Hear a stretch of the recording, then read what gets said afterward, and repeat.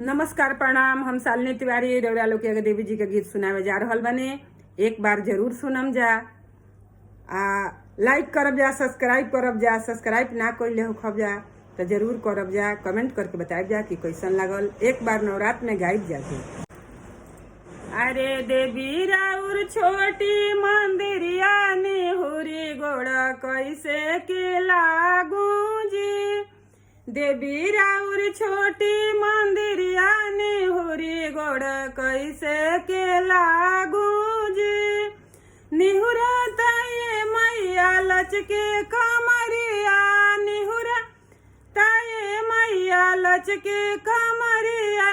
गोड़ लागत भीजे चुनरिया निहुरी गोड़ कैसे के लागू जी।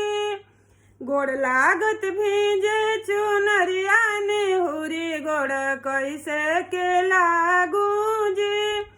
कहवा लगाई भी मैया दवना माड़ुआवा, कहवा लगाई भी मैया दवना माड़ुआवा। कहवा लगाई भी ओढ़ा उलवा निहुरी गोड़ कैसे के लागू जी। कहवा लगाई भी ओढ़ा उलवा निहुरी गोड़ कैसे के लागू जी। अंगना लगाइबो मैया दवना माड़ुआवा, अंगना लगाइबो मैया दवना माड़ुआवा।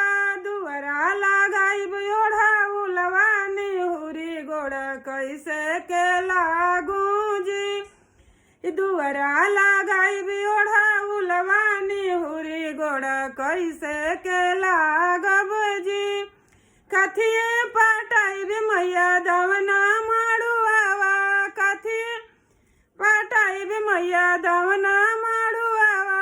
कथिए पटाइब ओढ़ा उलवा निहुरी गोड़ कैसे के लागू जी। कथिए पटाइब ओढ़ा उलवा निहुरी गोड़ कैसे के लागू जी।